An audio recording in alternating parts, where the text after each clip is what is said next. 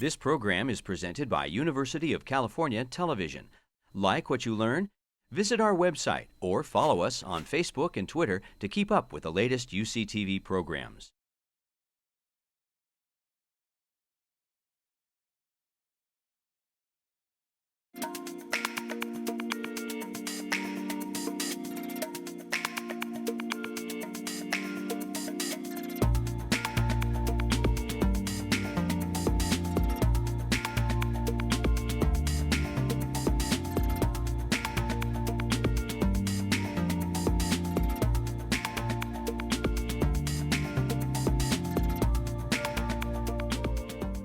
Thank you for joining us today for what is the Sanford Consortium for Regenerative Medicine Day. We are delighted to be here at TSRI again, who are hosting the Sanford Consortium for Regenerative Medicine proceedings today.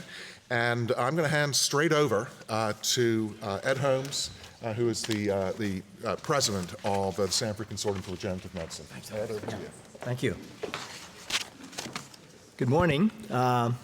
Thank you, Alex. I'm Ed Holmes. I'm the president of the Sanford Consortium. And what we're going to do today is to tell you a little bit about the consortium, which brings together 5 of the leading biomedical research institutions in San Diego, and we'd like to think in the world. That includes the University of California at San Diego, the Salk Research Institute, the Sanford Burnham Research Institute, the Scripps Research Institute, where we are today, and La Jolla Allergy and Immunology. We have a building that you'll hear a little bit about, which houses about 400 scientists, all committed to doing biomedical research. In addition to the Sanford Consortium, which has been in existence now for 3 or so years, in the last year, the newest member to our family is the Sanford Stem Cell Clinic, which gives us the opportunity to pull from the basic science into the clinical science in a fairly seamless fashion. And that'll be the topic of our discussion today. In just a moment, I'd like to introduce our panel members. We're fortunate in having now 5 of our exemplary leaders from across the community who've made extraordinary contributions to stem cell research, biomedical research, and in many cases, philanthropy for this community. I think all of you have a program which has a more extensive biosketch on each of these distinguished individuals, and I won't try and repeat all of their background information, but let me give you a few highlights on each one of them, and then we'll get into the panel discussion. First is Robert Klein. Bob is the president of Klein Financial Corporation. He was the primary architect behind Proposition 71, which is the bond initiative which raised $3 billion for stem cell research, and he's going to tell you a bit about that, and the creation of the California Institute for Regenerative Medicine, of which he is the chairman emeritus. Bob continues to be a staunch supporter of stem cell research in California, in the nation, and actually across the globe. And he's now the director of Americans for Cures Foundation. Next to Bob is Irwin Jacobs. At this point in my Irwin is the co-founder of Qualcomm Incorporated, was the former CEO of Qualcomm. Irwin and his wife, Joan, have been extraordinary supporters and generous donors to civic organizations across San Diego, such as the Symphony, and academic institutions such as the Jacobs School of Engineering at UC San Diego, clinical programs such as the Jacobs Medical Center at UC San Diego, Salk Institute for Biological Studies, and many other organizations across the country. Irwin has been a champion of stem cell research going back to the launch of Proposition 71, and he serves on our board of the Sanford Consortium. Next to Irwin is Malin Burnham. Malin is the retired chairman of the Burnham Insurance and Rental Estate Companies, real estate companies. He is Mr. San Diego in name and in action. He's an extraordinary community leader and philanthropist, and he's chaired more than 10 nonprofit entities, and he currently serves as chair of the Sanford Consortium board. Okay. Next to Malin is Denny Sanford. Denny is chairman and CEO of United National Corporation. Denny is one of the leading philanthropists of healthcare and medical research organizations in this country, including Sanford Health in his native state of South Dakota, and several institutions in San Diego, the Sanford Burnham Medical Research Institute, the Sanford Stem Cell Clinic at UC San Diego, and the Sanford Consortium for Regenerative Medicine. Denny has a special interest in childhood development, diabetes, and stem cell research, and he serves on the board of the Sanford Consortium. And last and not least is Larry Goldstein. Larry is a distinguished professor of cell and molecular medicine at the University of California, San Diego. He's the director of the Sanford Stem Cell Clinic at UC San Diego, and he's the scientific director of the Sanford Consortium. He's a very productive, active stem cell scientist and a national spokesperson for stem cell research and stem cell issues. So thank you to our panel members, and we'll get started right away. What we're going to do is address several topics, which we hope will be of interest to you, and different members of the panel will speak to these. We would also, at the end, like to open it up for questions and comment from the audience. So let me begin by calling on Bob Klein, who, as I mentioned earlier, is the architect of Proposition 71, which made the entire stem cell effort in California possible. Bob has been a tireless leader for stem cell research and spokesperson for the last X number of years. Bob, thank you for joining the panel, and I think you have a few slides to introduce the topic.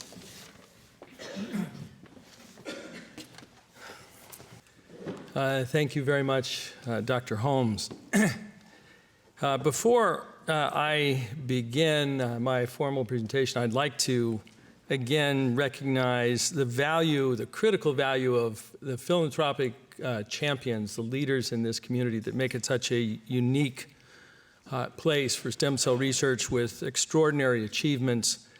It's the philanthropic champions early on of Malin Burnham and Irwin Jacobs, with a tremendous lift from Denny Sanford, built on that original base, and the extraordinary scientists at the Salk, at Scripps, at UC San Diego, at the full complement of organizations that Sanford Burnham is now one of the leading components on both coasts, but fundamentally with a powerhouse in stem cell research in San Diego, that make this such a unique environment here in San Diego.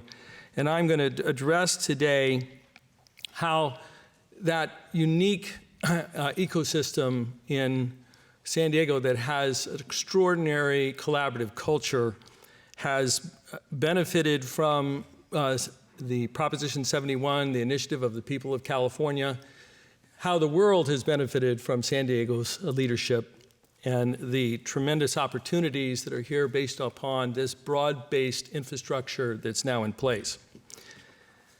I'd like to start by saying that I am a patient advocate.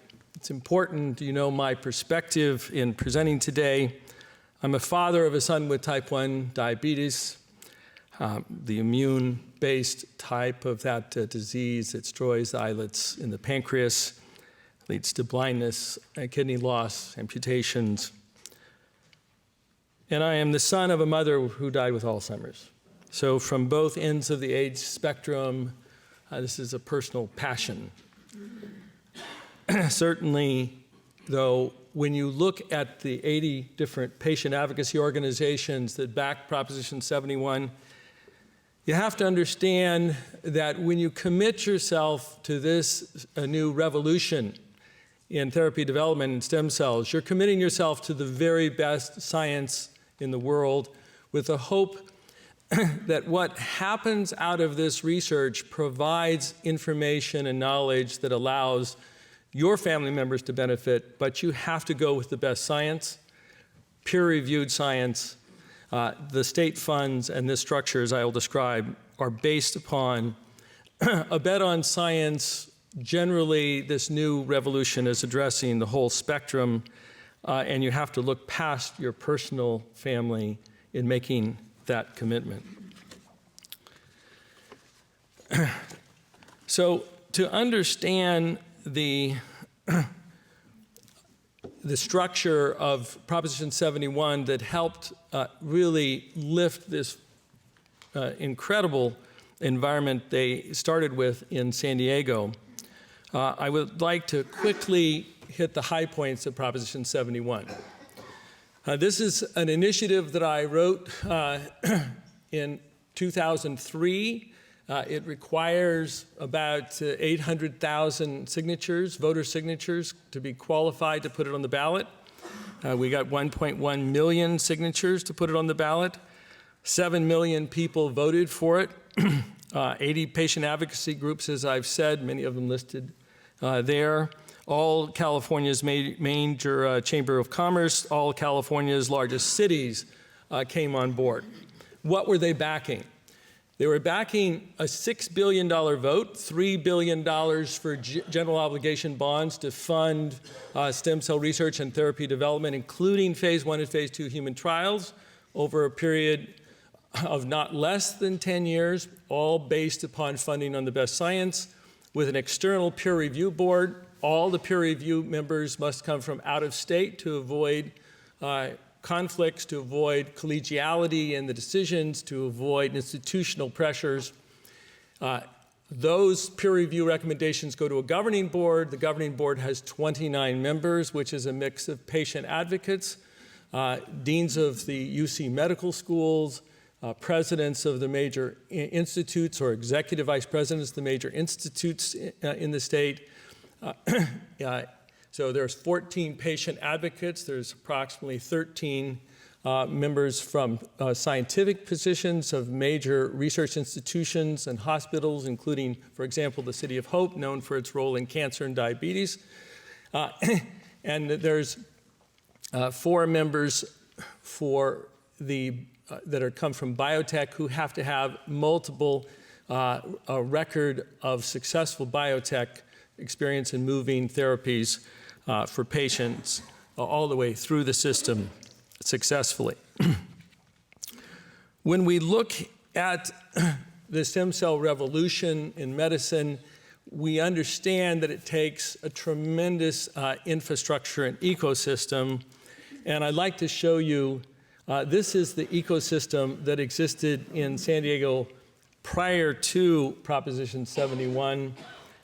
Tremendous resources in research, with outline specialty centers and support systems, with funding recognition from distinguished sources, including the NIH and the Ludwig Cancer Research Institute.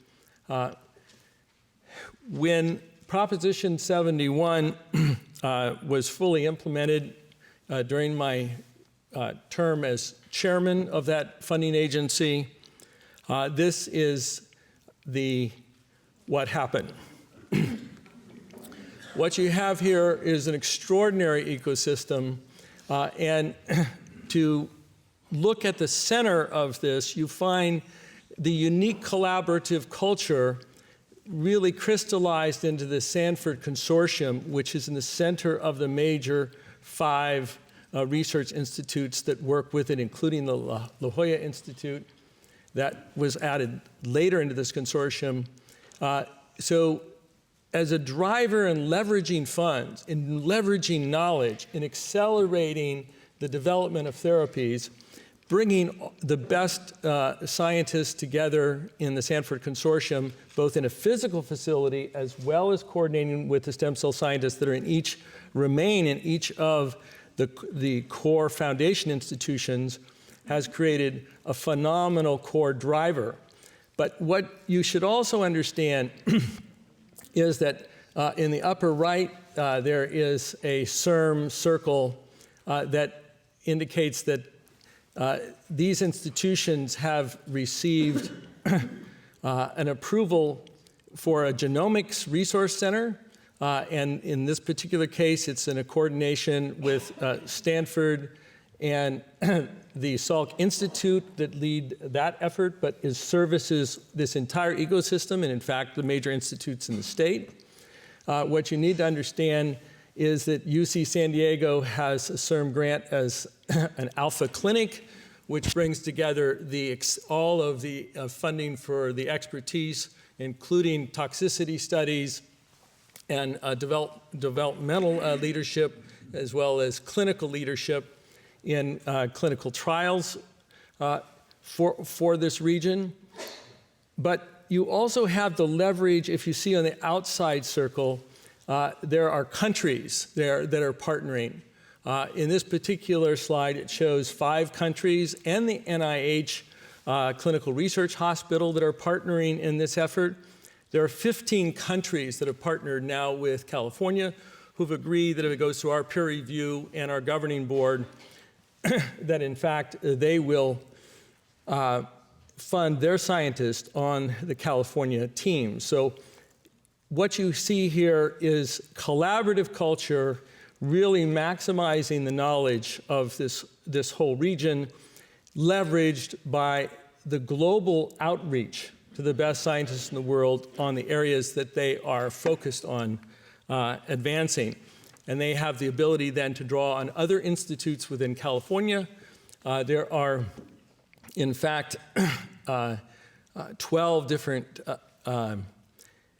there are 8 institutes, there are 4 centers of excellence in the state, also funded by CERM, that they can draw on. And the slide wasn't big enough to show those collaborations. But what you have here is a really unique culture that allows for the maximum leverage of philanthropic dollars.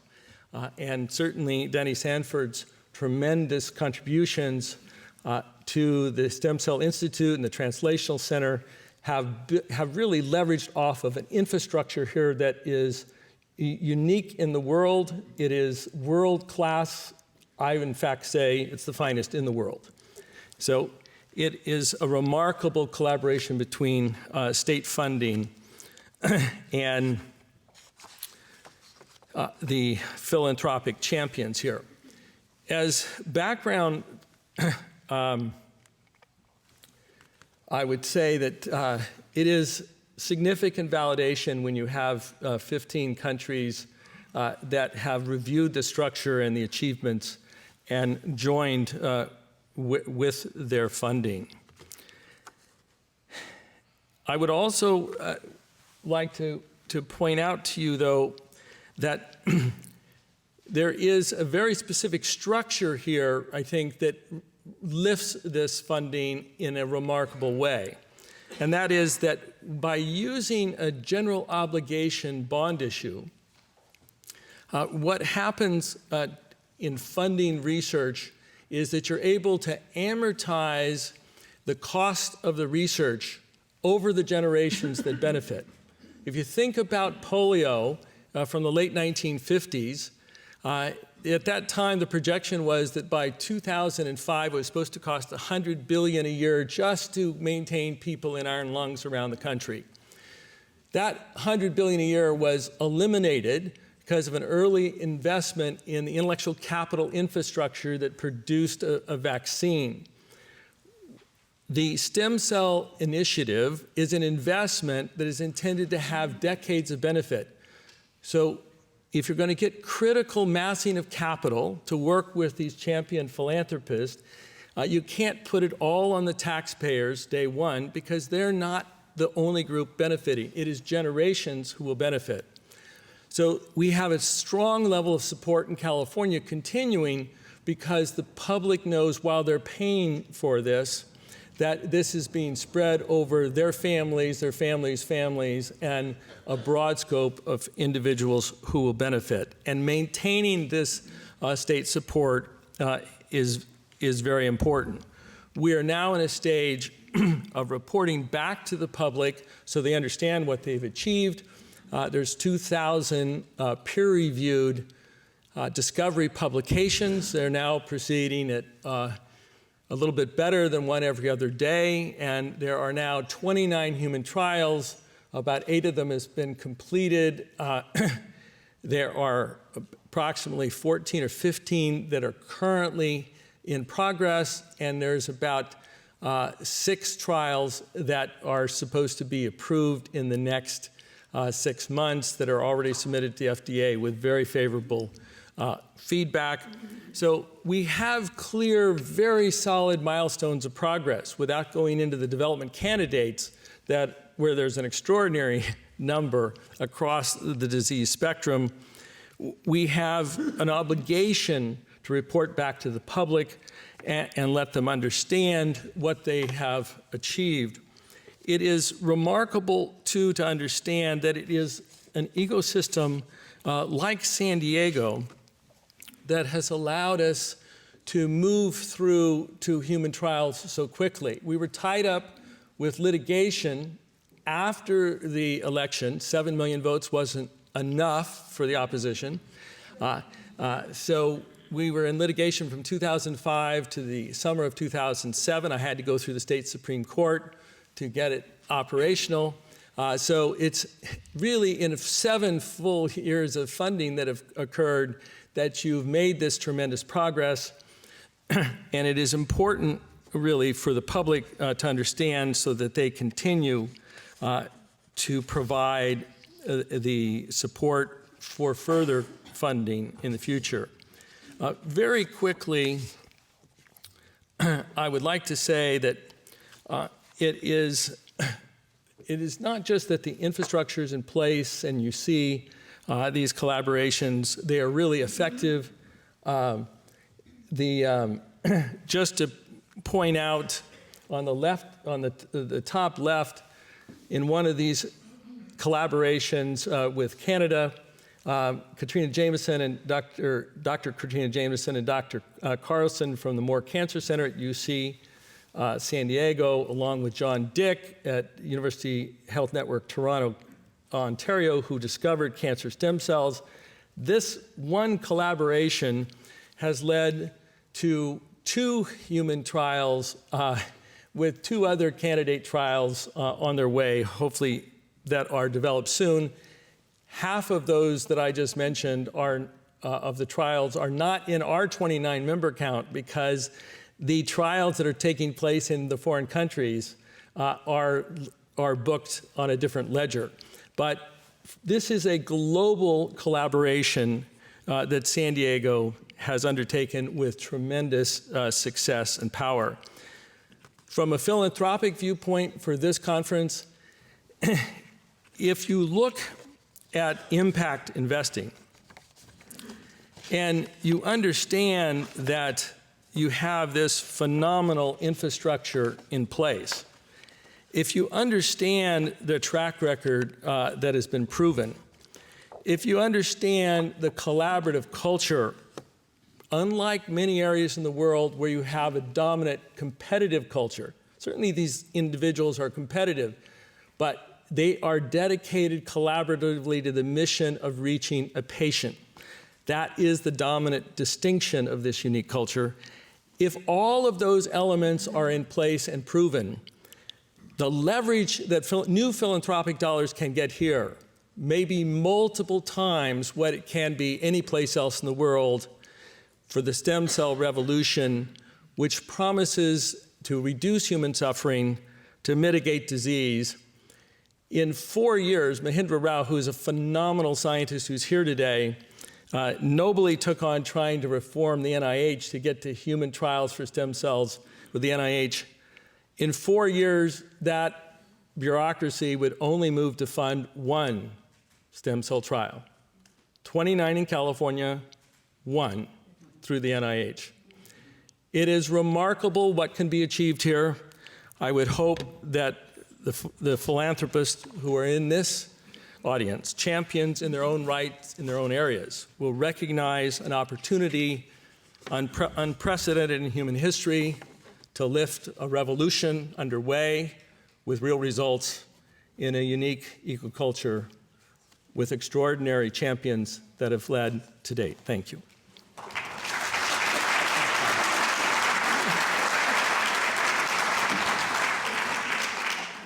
Thank you, Bob. That was a great introduction, and thank you also for Proposition 71 and the son of Proposition 71, which we hope will be coming up to. We wouldn't be here today if we didn't have really Bob's leadership. Next, I'd like to, you saw the diagram that Bob put up was one I hadn't seen before until you prepared it for this conference, that this really is a unique organization that we have in San Diego. I think it takes, though, herding cats to another level. It may be herding turtles as well. It's been an extraordinary effort to bring all of this together. And this would not have happened, the consortium concept would not have happened without strong leadership from our local community. And next, I'd like to ask Malin Burnham and Erwin Jacobs, who were here in the very beginning, if you could share with the audience a little bit about how all of this came about, because it didn't just happen from nothing. I think we can just sit here. Let me just give you a little bit of my own background. Did found Qualcomm and obviously worked in the mobile phone space, the mobile computing, very powerful device space. And we fairly early began to realize that there would be applications in the medical area, mobile health, telemedicine. And I think perhaps around 2002 began to work in that area, and that's expanded. There's now a subsidiary that has spun out called Qualcomm Life, and lots of investments now building up in the venture area because obviously there's just lots of good ideas out there and a lot of good things that are happening. On Prop 71, began to hear about that fairly early on, was able to provide some support for gathering all those signatures and getting the right levels of publicity, and luckily it passed in a very healthy way, and you can see that Bob is a very good explainer of the great advantages of the proposition. However, he also mentioned that partway along there were lawsuits, and that delayed the funding. And so Bob came by and said that we could get some of the research programs going if we could provide some early funding philanthropically or on loan, and that should it ever get cleared and the bond issues go through, that could then be expanded upon. So became very much involved in the early progress, and so that was exciting. Then I retired from Qualcomm as CEO in 2005, and almost immediately became chairman of the Salk Institute, figuring that this was an opportunity to learn a lot more about what's happened in biology and perhaps be able to play some small role in being able to move ahead. And that indeed has turned out to be very exciting. A lot of very good things happening at Salk. But interestingly, one of the early issues that I had to deal with was the issue of setting up this consortium. And of the initially 4 institutions to come together for stem cell research. Luckily, most of the scientists were very much in favor of this opportunity to have a even more collaborative atmosphere. There's a lot of collaboration, as has been mentioned here in San Diego. It's perhaps one of the hallmarks of the area. And so scientists were very excited. But of course, if you have 4 independent institutions, each having to go out and raise its own monies, each having their own scientists and selecting their own scientists in special ways for that particular institution, there's a question, how do you put together a group and make that function effectively? And there was a bit of controversy on the board at the time I took over to whether to proceed or not. But we were able to have a variety of meetings on how we would proceed, how we could protect each of the individual institutions in the sense that each one is working, the scientists remain with their institution, the consortium provides a home, a place with a lot of services, lots of support for the scientists and for the institutions, but each of the institutions remain independent. And with that kind of discussion, explanation, we were able to go ahead and get the board approval, move ahead, and I think that right now there's just no controversy whatsoever that things have indeed worked out in a very positive fashion. There was some concern when started to consider building the building, and Denny came through with a marvelous donation to help make that happen. But whether we're overbuilding or how much space might be needed, how might we make use of that space going forward, and that has never been an issue since. I think we need more space at this point. And so things have just been moving in the right direction. And so it's been very exciting to watch the work that's going on, now see some of the work move to clinical trials, and I think out into the general public. So making the effort to get this started has turned out to be something that I think has been both personally exciting, but I think for all the institutions involved, been very exciting. Well, let me add to that. Thank you, Erwin. A lot of things happen by luck and circumstances and even accident. As you saw the cobweb of organizations circling around the Sanford Consortium on the screen, reminds me that that was something that I never anticipated, for sure. Another accident of luck, perhaps, when Bob Klein was gearing up a campaign to pass Prop 71, I think he looked into his Rolodex under San Diego and found somebody that was also in the real estate industry, and that was me. And that's how I got involved. And so it's been a great ride ever since, I can tell you. So let me explain a little bit more about another way of these 5 organizations now have come together. As Erwin said, 4 initially, and then the La Jolla Institute has come aboard in the last 3 years. San Diego has been described differently by different people, of course. We're either a large, small city or a small, large city. But what has really happened and allowed us to come together is the DNA of the high-tech and the medical research world in San Diego. The DNA is very strong, close collaboration, more so than anywhere else that I know of in the world, which I don't know everything in the world, but when I think of the San Francisco Bay Area and the Boston area, they got great institutions and so on and so forth, but they don't have the closeness in the DNA. In this case, with the first 4, you can walk from one to the other, or at least bicycle from one to the other, and that makes a big difference when you're putting these organizations together. Because I'm a big believer, always have been, that collaboration is in science, in innovation, has a lot to do with advances that are initiated around the coffee pot or the water cooler. And that went into the design of our new building. 4 stories, it's rectangular in shape with 2 long aisleways going down each floor, so you got 3 banks of laboratories. If you stand outside and look, you can look through the whole building. So when George is working on something and he looks over and sees Sally, oh, I've got to go talk to her right now, instead of putting it up here and maybe forgetting about it tomorrow or the next day. And so anyway, I'm a big believer and a fan of that type of thing, and that's been part of the concept that we use to put this whole thing together, and it's working.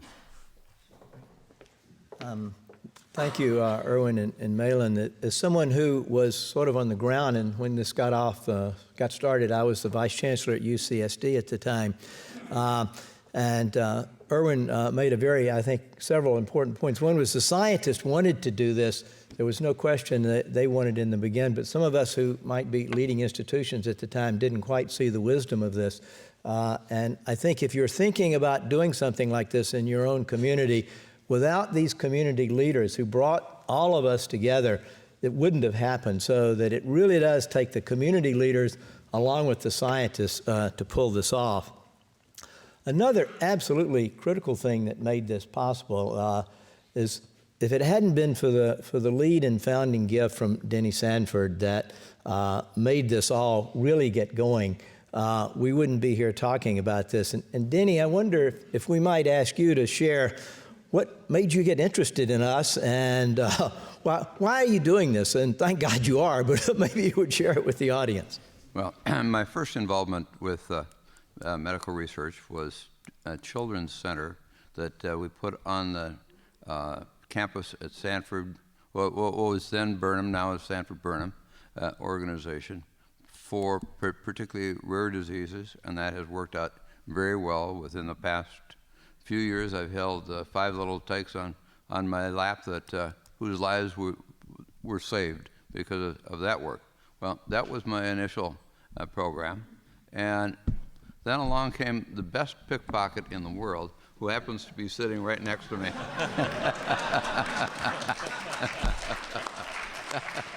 I mean, absolutely a master at pickpocketing. And so he got me involved, explained what was happening, and it is such a unique program that we've joined 5 major medical research organizations together in the same building, all sharing, all opening their shirts and saying, okay, this is where I'm at, this is where I'm going, and so on and so forth. Within the same building, these glass walls really add to it. Larry termed the organization a collaboratory, but there's nothing like this anywhere in the world.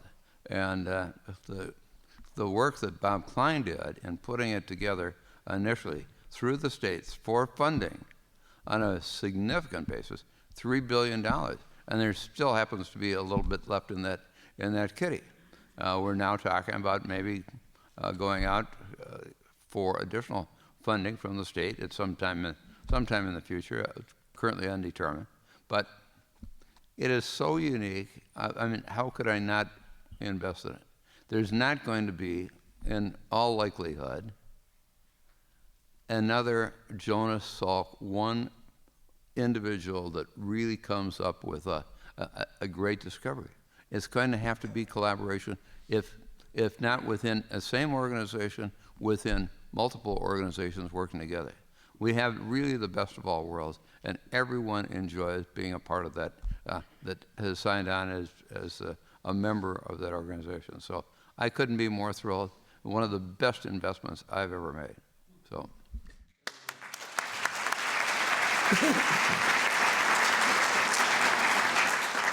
Let me just add one little comment here. Under Prop 71, 10% of that $3 billion was designated for brick and mortar. And to put a grant application in, as we did, we had to also have 20% of whatever grant was made to us. We had to have another 20% in philanthropy dollars on top of that. And so it was well designed by Bob and his team, and the results have shown. Yeah, I'd just like to say they understate their contribution. So the state ended up, the competition was so significant around the state, San Diego ended up putting approximately 2/3 of all the money in. The state put 1/3 of all the money in. And thank you, Denny, for your vision and leadership, and Malin and Irwin's guidance. And I also like to say, before we go on to the next speakers, if I could, we need to understand the moderator, Dr. Ed Holmes, was on the original board and really led us through the tough bylaws and ethics and scientific grant process. Tremendous contribution intellectually to what the agency became. And Larry Goldstein, who's at the other end of this table, was the scientific co-chair, advising me as the chairman of the campaign. So that initiative, when I wrote it in 2003, every single line had to pass the scientific test of Larry and Irv Weissman. And Larry has put phenomenal energy into making this initiative what it is. So the people in this room really drove this initiative statewide, and I think that needs to be understood. Thank you, Bob. Appreciate that. Maybe before we move to the next topic, Larry, we've talked what the consortium is in the sense of it being a multi-institutional entity that brings together all of these fantastic organizations in a totally unique way. But it's also multidisciplinary, another characteristic which I think makes it very unique. And as our lead scientist, Larry, and someone who helped to recruit the people who are now living in that building. Maybe you could give the audience just a feel for what the multidisciplinary nature of the place is, because that's unusual. Sure. Thank you, Ed. So I just want to echo what the previous speakers said, first of all, which is there is a unique culture in San Diego that doesn't exist in other academic homes around the country. I lived at Harvard for a number of years. I was a tenured professor. And I can tell you that you live in a silo when you live in a traditional academic institution, whereas in San Diego, you don't live in a silo. And if you think about it, that's what you need for interdisciplinary research. A biologist needs to be able to talk to an engineer or a chemist or a physicist about how to make progress on a problem. And the thing you have to remember about the problems we face in medicine is that the easy ones are done. The problems we now face with degenerative diseases of the brain, such as Alzheimer's, of the pancreas, such as diabetes, and all the other organ systems, these problems, each one, is a terribly difficult problem. And it requires us to work together, not just as biologists working together, but to work together with engineers, physicists, mathematicians, to find clinical solutions to the diseases that plague all of us. And the consortium was set up in such a way that that interdisciplinarity is as natural as breathing. We have folks from all of these major disciplines in our building.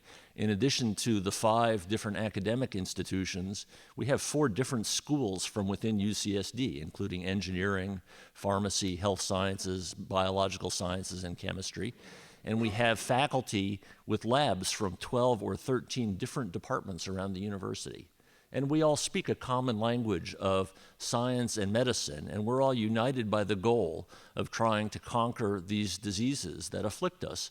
And we all know that we have to work together to do it. And so my friends here on the panel have helped create the environment within which we can work productively, and as we'll touch on later, will allow us to cross the valley of death and bring good ideas to fruition in the clinic. So I'll send it back to you, Ed. Thanks, Larry. Maybe I could get the panel collectively to reflect a little bit. Bob Klein in his remarks alluded to this, that this wasn't an easy process from lots of different levels. We had legal battles, we had raptor battles, we had hang glider battles, we've had lots of difficulties in making this come to pass. And so it might be interesting for the audience to hear a little bit about some of the challenges we faced along the way, and maybe if everyone would just sort of chime in as they see fit. Bob, you could talk, I'm sure, about this at length, but maybe at least some of the legal things. We all got to be deposed, and it was great fun back in those days.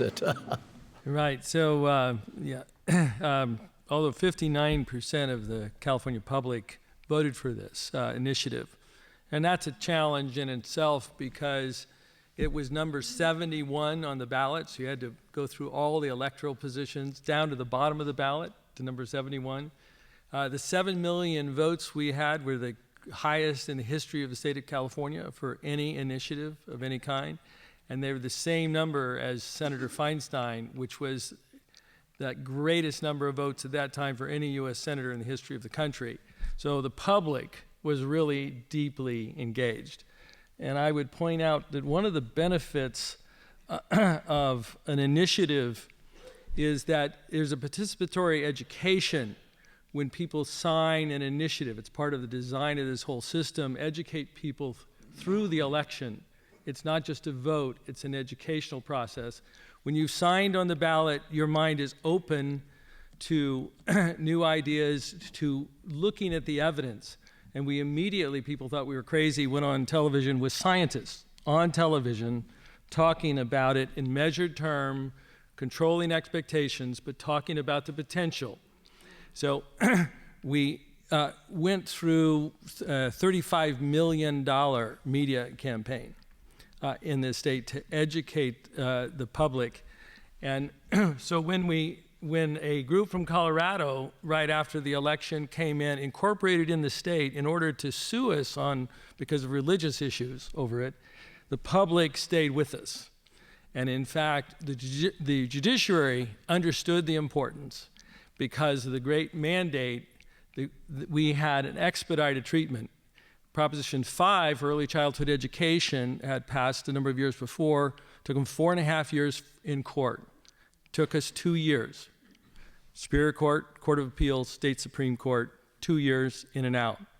It's a commitment of the people of the state and an understanding of the mandate the public had provided.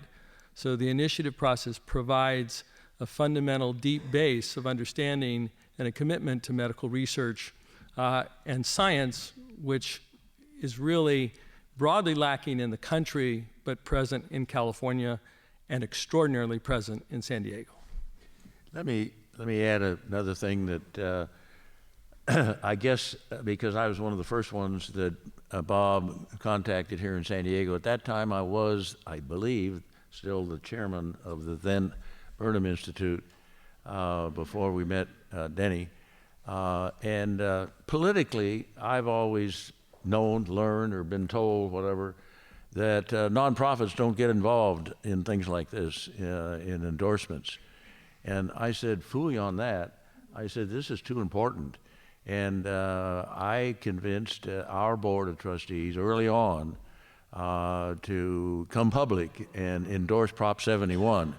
And I was walking on eggs a little bit, but it worked.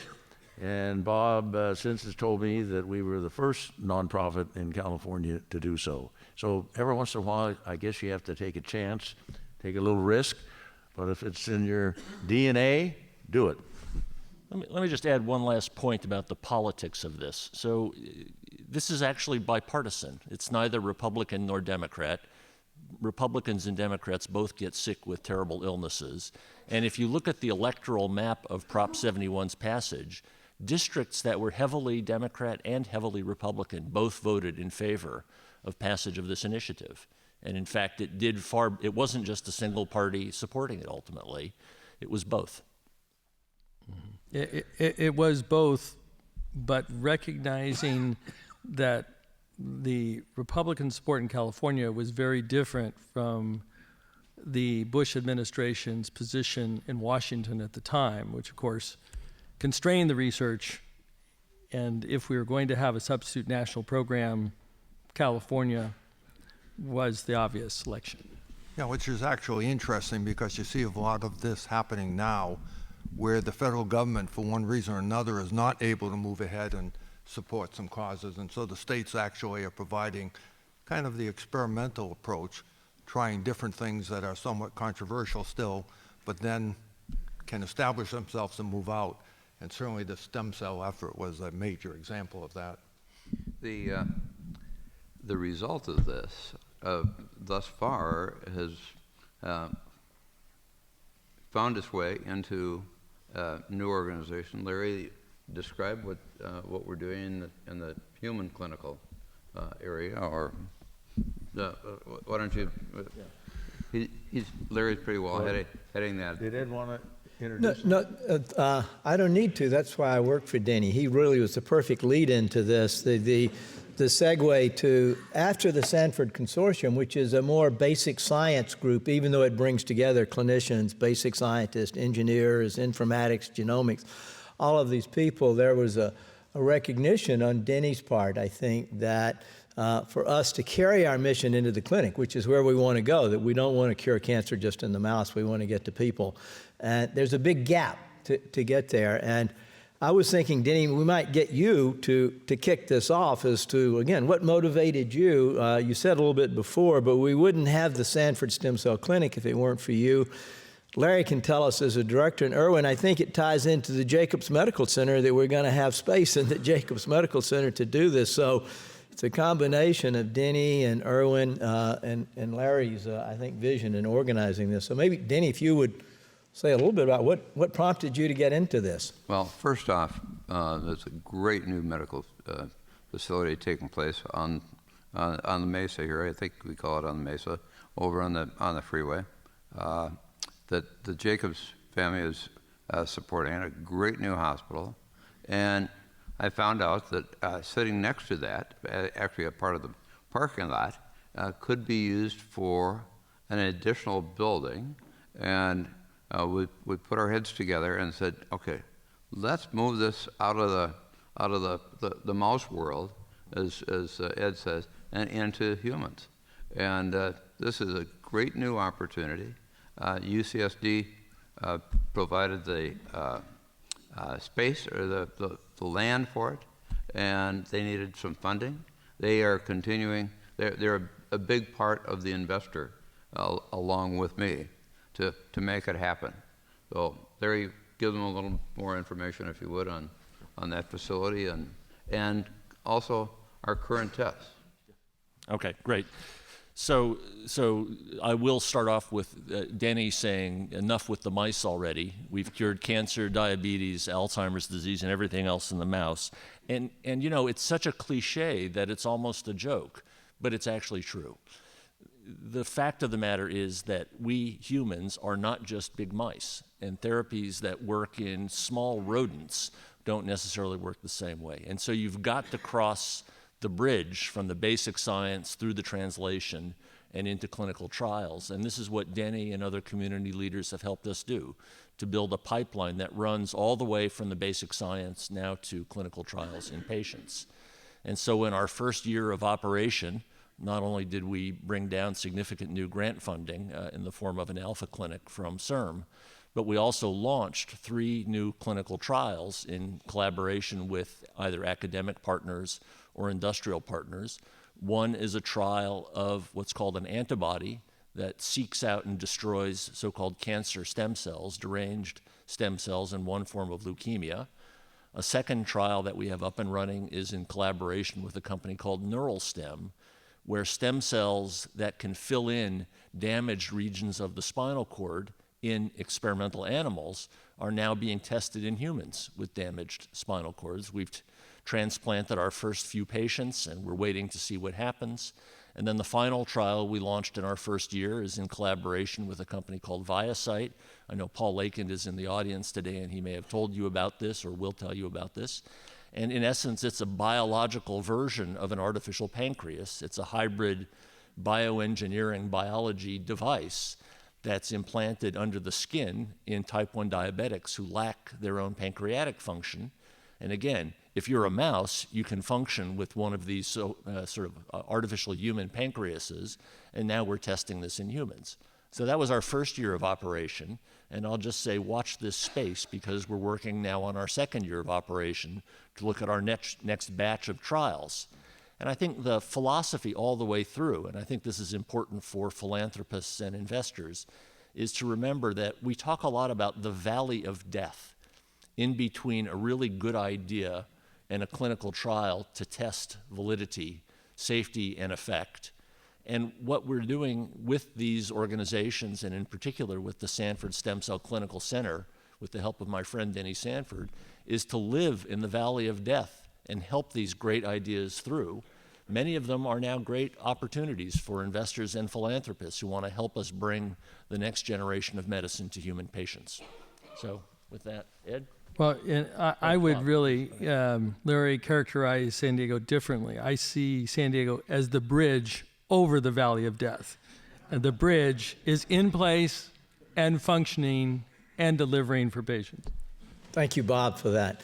But maybe I could get you, Larry, to say a word, because I think, Denny, if I understood correctly, that the Sanford Stem Cell Clinic is located at UC San Diego Medical School because they have a clinical enterprise there, and I want to come back to that in a moment, to Erwin. But the thing that I think is really clever about this is that this is open to all of us who work in the Sanford Consortium. And Larry, you might just mention how we can all gain access to this. While it's located at UCSD, it's really another one of these examples of the community working together, of how you envision us all getting in there.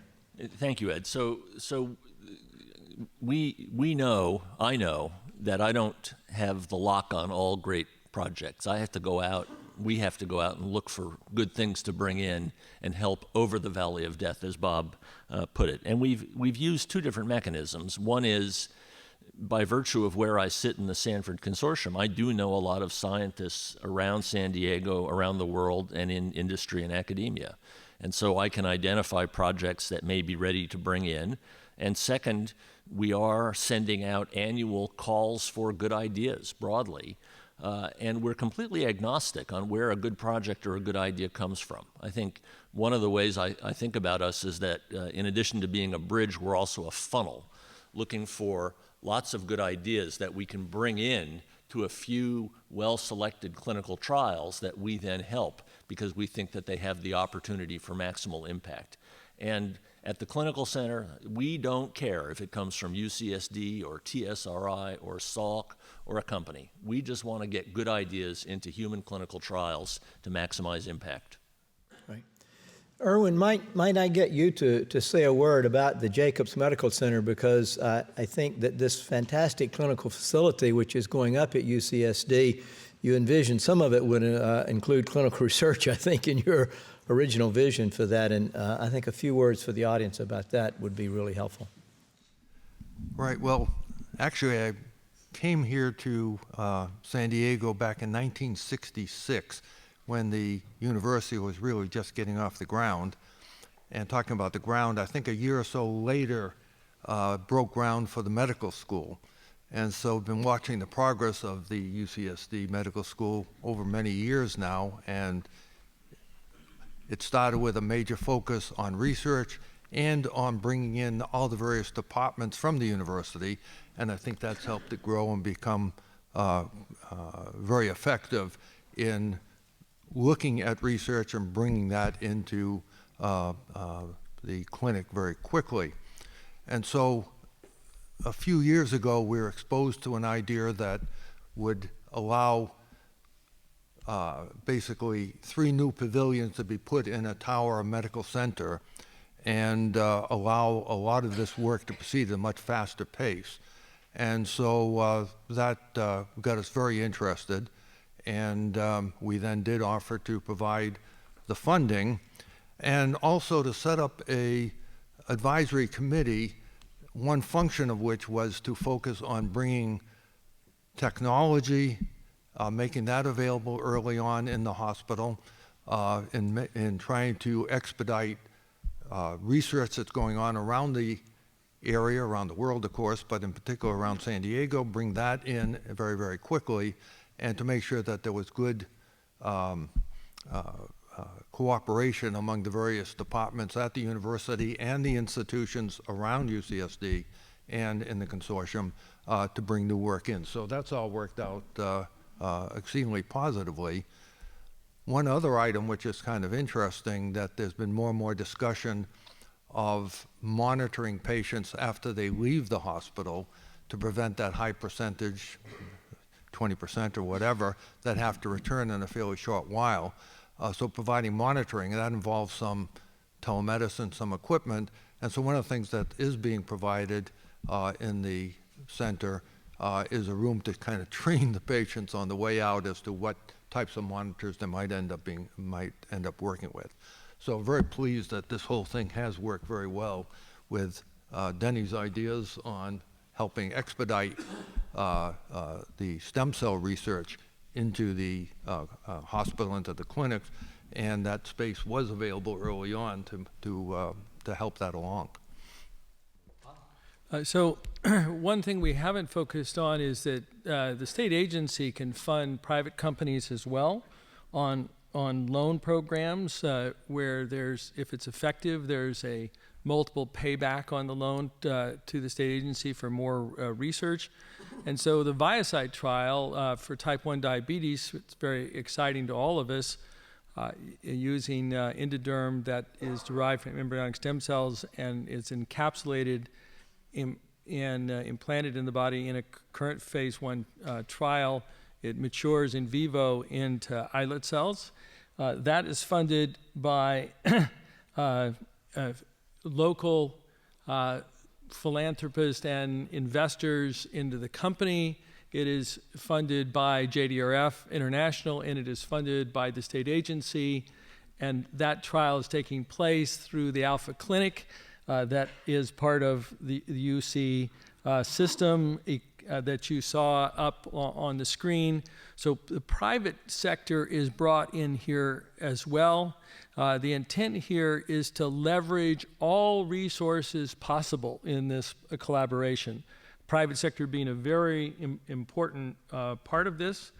And in terms of leveraging resources, I would also say for this model and any models that you're looking at, 5 weeks after the election, we had the National Academy of Sciences in the United States who convened for me in UC Irvine, the best stem cell scientist and ethicist in the country, to give us recommendations on ethical guidelines, grant processes, conflicts of interest issues. Dr. Holmes was there participating as dean of the medical school.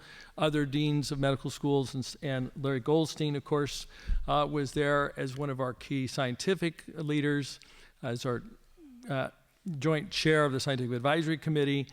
But look at all the resources that are there, incorporate them. It's part of a collaborative model, not duplicating knowledge, but incorporating the best knowledge the world has to offer in advancing and meeting our mandate to patients. Bob, picking up on that, maybe worth just saying another, I think, almost unanticipated thing that's come out of this is that the Sanford Consortium, by pulling together these 5 institutions and all the partnerships, is now becoming a magnet for, we will soon be making a public announcement with a multinational pharmaceutical company that has said, this is one of the few places where we can come and get a lot of basic science that are multidisciplinary, that pulls right into the clinic and is enabling us at the Sanford Consortium to partner much more closely with our colleagues in industry in bringing this science into the clinic. So there are a number of ramifications of this that I think will be fun to watch in the future. What I'd like to do at this point, because I want to save some time for questions and comments from the audience, but there's one final topic that Mela and I could get you to kick off for us, which is that I think hopefully the panel has been able to illustrate to you today how absolutely critical the philanthropic support from our community and outside our community has been so important to launching this exciting program that the Sanford Consortium represents with all of its partner institutions. But how do we do this going forward? How do we continue the momentum we have now? What sort of new things can we be thinking about? Because I don't think we can just rest on our laurels. So maybe, Malin, you could kick that off, and then we'll open it up to the audience for comments and questions. Well, thank you. This fits into my vocabulary. I think the future is a lot more important than the past. And with Serum, Prop 71, $3 billion, all but a little over, I think, $500 million has been committed. So we're getting to the point where we're coming up to the cliff. And that's a bigger job than I want to talk about now. But Bob and I have been talking, and he's been talking to a lot of people. Where do we go with the Serum 2.0? Go back to the ballot box sometime? Well, whenever it is, it's going to be out in the future, 1 or 2 or maybe 3 years. I don't know. But that inspired me to think when I met the Cavendish leadership, why not think in terms of having maybe an exclusive fund with the Cavendish families and the Sanford Consortium, because we've got a lot of research going on, and if the Serum funding stops, what do these people do? What happens to the research? It'd be criminal to let it go to waste. So one of the things that I'm not proposing anything, but we're talking to the Cavendish leadership, and we will continue to do that. Maybe we could set up a fund, as I said, for the consortium. It could be exclusive with both sides. There are, as you know, most of you, I'm sure, evergreen funds where there's some kind of a return that pays back to the philanthropic donors. And then there's a relatively new program that called a Program Investment Fund, or PRI, and where, as I understand it, and I'm not, this is out of my field of expertise for sure, but where a philanthropic organization in this country, 501c3, could make a quasi-investment, which would be part philanthropy and part investment. So I've asked Larry and one of the other colleagues in the Sanford Consortium, what is the volume in San Diego, both in the consortium and in the 5 member organizations? What is the volume today in grant revenues for stem cell work? And it's about $100 million a year. So I'm sort of thinking in terms that maybe we could design say a $500 million fund that you would probably take down in tranches, like $100 million at a time, for specific projects within this body of expertise that we have here.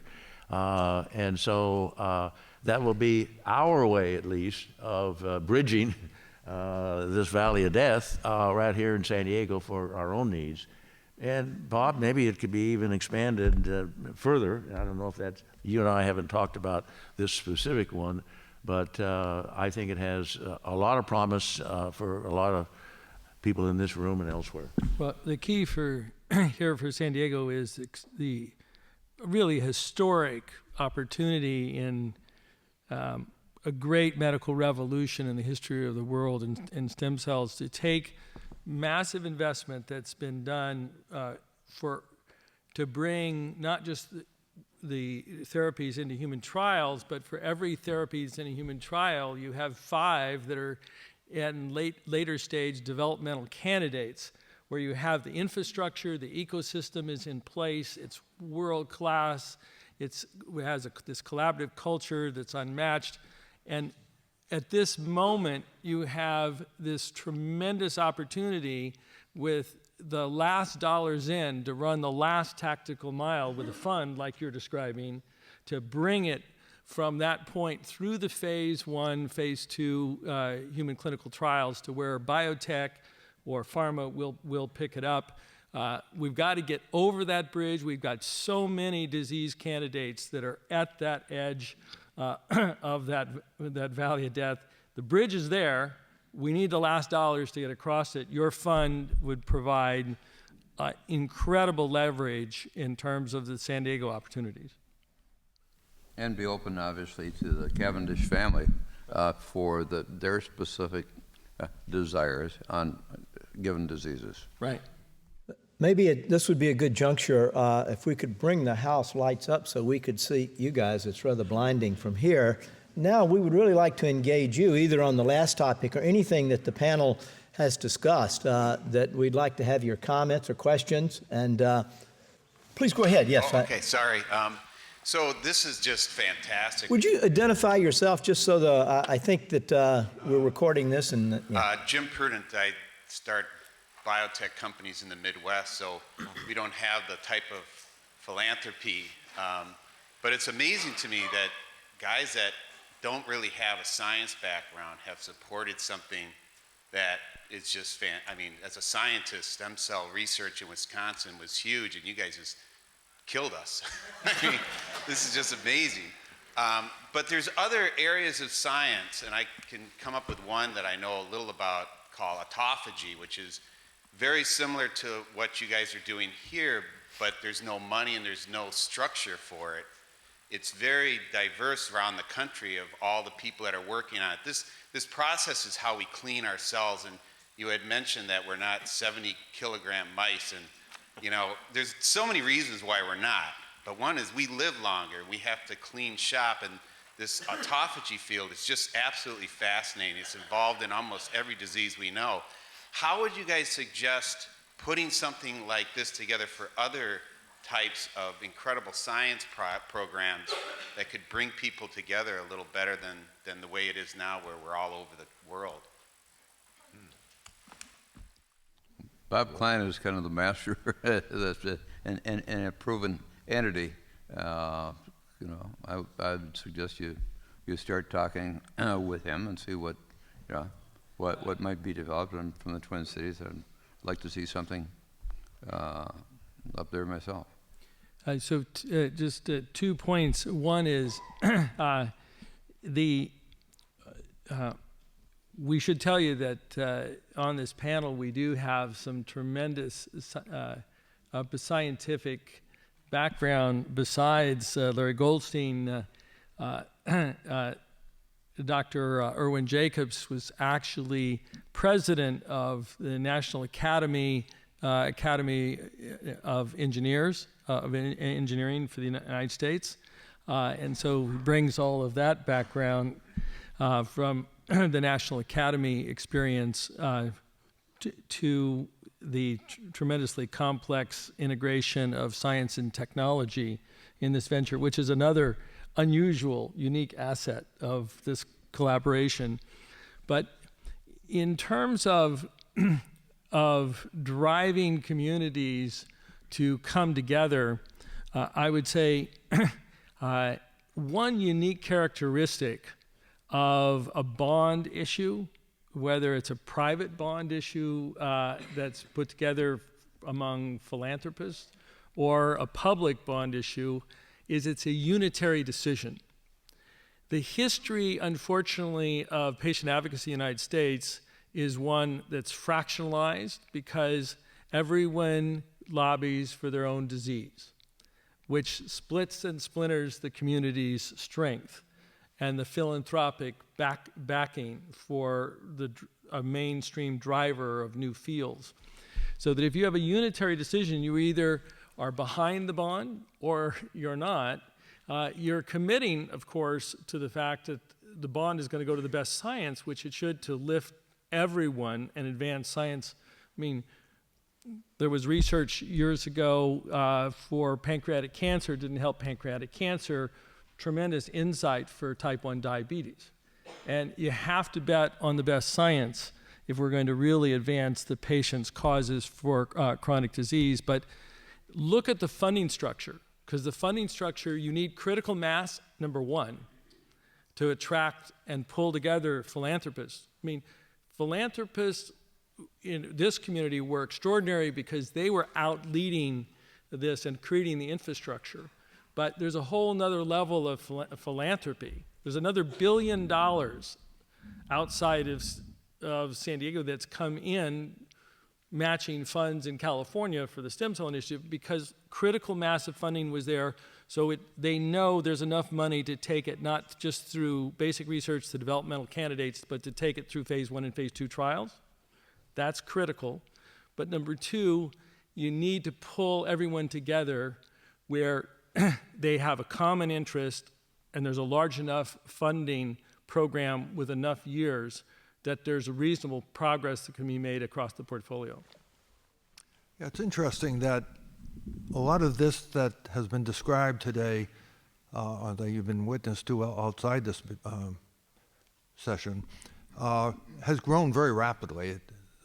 It all really started about 1960 with the UCSD being formed, and Salk Institute turned out also that same year. And so things have just moved very, very rapidly. So it's important, I think, to have a research university, and hopefully a research university with a medical school, and one that's focused on research, on bringing that research to the clinic. And so those are kind of seeds that you need to get started.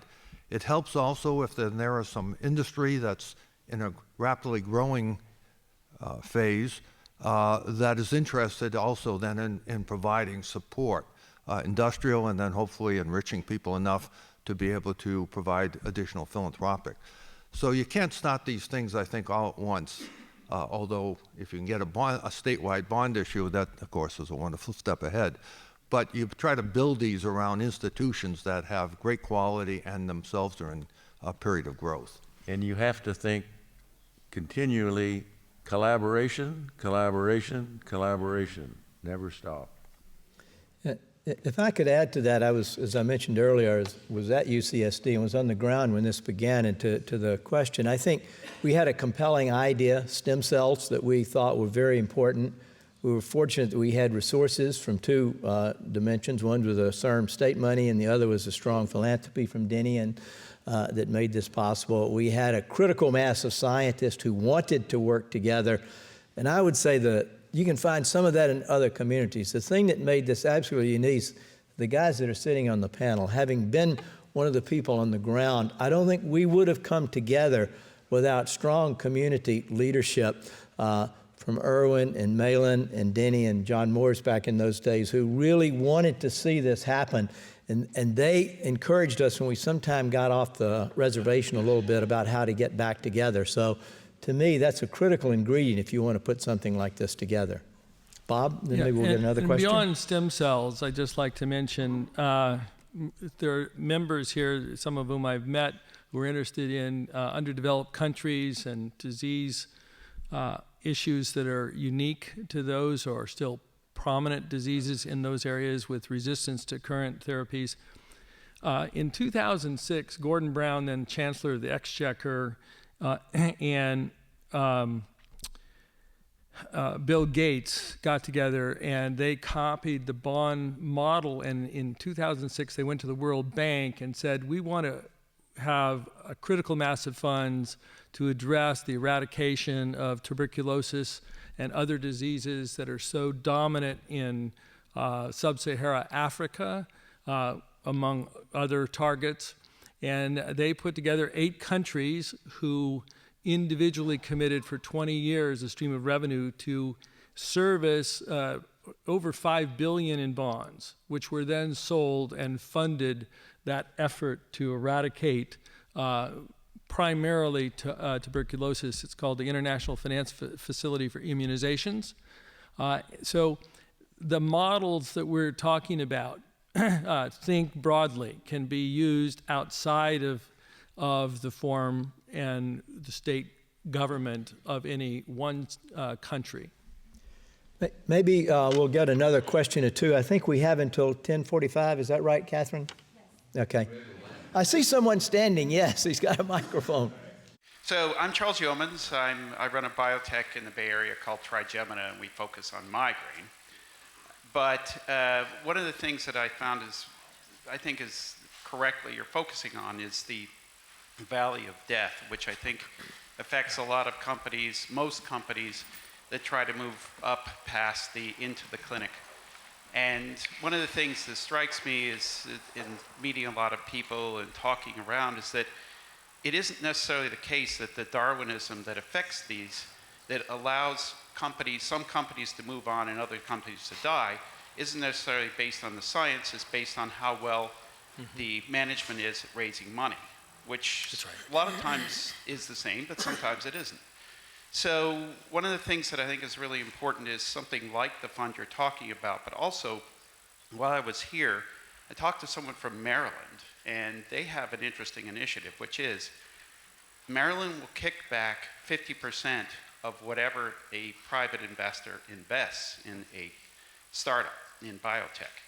And the consequence of that is anybody who puts up $100,000 or something just automatically gets $50,000 back, and they keep their investment, and it's a tax-free rebate. So something like that is extremely broad-based, and I was just wondering if the panel had thoughts on initiatives like that, or just something statewide that really encourages, because I'll tell you, I go to Bio and all these other big conferences, the other states are always pounding on you to move there, and California really doesn't do much of that. Yeah, so, it's important to realize Prop 71 passed in 2004 when the state was basically insolvent. They had to sell $15 billion of bonds in April to pay the Highway Patrol, the Harbor Police. This is a funding mechanism very different from the appropriation mechanism you just referenced, where they, in real time, return capital up front. Amortizing it over the generations that benefit really allow a state to go through tough times and still keep a very high critical mass of capital funded up front. The problem is that you're not going to, I don't think, commonly see the kind of program you're talking about in California, because we're too recent in our memory is when times were tough for the state budget. So Maryland happens to be a collaborative partner with California, along with Connecticut and some other states in funding, where they leverage their funding with California. I would suggest that one of the best models is the province of Ontario in Canada that in terms of new startup companies getting assistance, where they do give substantial tax credits and loans. And those loans are based upon milestones of performance and other good accountability measures. But it's very difficult for state governments in the current environment in the United States to be able to provide assistance. It's difficult enough for the federal government to provide meaningfully assistance, and they're not assisting companies, and companies are critical to this ecosystem. So that's why CIRM does these loans programs, but you can also look, there is a program in Ohio called the First Frontier, Second. They've been through the Third Frontier. They use bonds now to fund company startups across technology, including biotech, where they do some of this, but it's bond funded. That's where they're getting the money. Right. Maybe we could get another question or two in the last few minutes that we have. Again, I can't see, but is there somebody over here? Yes. Hello, I'm Michael Redmond. I'm a CEO of a biotechnology company focused in cancer in Houston, Texas. Shortly thereafter, Proposition 71, the Cancer Prevention Research Institute of Texas, also had a $3 billion bond. I know it's much different, but maybe if you could compare the two, and, Sure. And how can other states learn that they could also follow your leadership? Yeah, right after the California bond issue, I privileged to testify before the Texas legislature, but the legislature in Texas did something very different when they backed the initiative in Texas. Whereas the California initiative sets up a 29-member governing board that is independent of the legislature to isolate science from political pressure. In Texas, even though the public approved an initiative for $3 billion, every year they have to go back to the legislature to authorize what amount will be allowed to be sold as bonds. And ironically, during 2008 and 2009, right when theirs was starting up, the legislature cut them back. Those bonds could have helped lift biotech through the bad recession that Texas went through with everyone else. Texas, it wasn't quite as bad as in California, but they didn't. And there have been problems with political pressure on the from the legislature that hopefully have now been partially solved in Texas, that led to some scientific grant decisions that weren't, let's say, totally scientific. So I think it is very important when you set up any authority with a bond, make sure that peer review and the governing board with scientists and patient advocates are making the decision. Don't create a structure that is open to political pressure, certainly not annually. But Texas now has, I think, a much better functioning agency driving $3 billion in cancer through their system, leveraging their resources and their philanthropy, and there are several more states that are looking at the model. Anyone else? Larry? Yeah, I want to highlight something that Bob said that I think is very important, that makes the California initiative so important, and that is, in medical research, when you're testing therapies for disease, you need effectively to do clinical trials, that is, therapy experiments that last 2 to 5 years. And so there needs to be a sustained attention span and financing that's multi-year with an investment partner or philanthropist or a state agency that can have the ability to take the long view and to reap a return on investment that takes 5 to 10 years, because that's the legitimate length of experiments. 5-year survival in cancer is a number we often use. It takes 2 to 5 years to test a therapy for multiple sclerosis or Alzheimer's disease. Those are the facts of how you do medical research. We know that they have very strong, long-term, high return on investment, but you have to have a multi-year funding system in order to make those trials a reality. I think we have time, Alex, for one more question, maybe. Hi. I'm Barry Dodato. I am Chief Investment Officer of the Innovation Institute. We're in Newport Beach, California, and we serve nonprofits. I wanted to ask a question relative to the UC system. We've tried on a number of occasions, a few times unsuccessfully, to help out institutions that are trying to push IP out from the UC system into the private sector where we could help them advance cures. This relates to pediatrics and others. And they've been very frustrated that they can't get this through the UC system fast.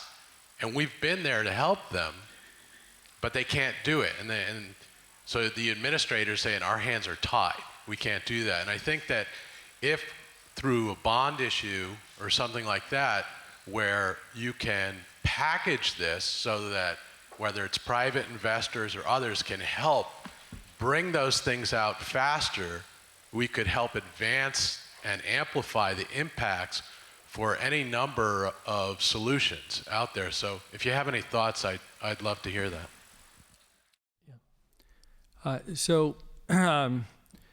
First of all, in California, under CIRM, California Institute of Regenerative Medicine, the funding agencies, policies, there's a research commons. So as long as you're using the IP for research, anyone in California, any scientist can use that research. And in fact, the person publishing needs to make that biologic available, if it's a biologic available from some source at cost for anyone within California. This should be a national program, but it is what we have. I would say that when I was chairman, we actually funded money into the UC system specifically for stem cell IP personnel, because as the UC system has been squeezed by the state, it doesn't make sense to me, but they have cut back on the personnel handling the intellectual property. So it can't get out there faster because of the personnel shortage. So foundations really, as a legitimate target, might look at a field where there is IP available. One of the reasons it's not getting licensed out from the UCs or other public institutions is the lack of high quality personnel. Potentially through one of the UC foundations, you can fund that personnel and help break that logjam more broadly than just even the disease area you might be looking at. Yeah, I would say UCSD actually has a significant effort and significant personnel working in technology transfer. And there are a number of small companies I know that have been very happy with the way that has been handled, the licensing, et cetera, has been handled through UCSD. I think at the state level, President's office, there is more work that needs to be done. Obviously. Right. The UC San Diego is exceptional in many ways. So once again, let me thank the panel.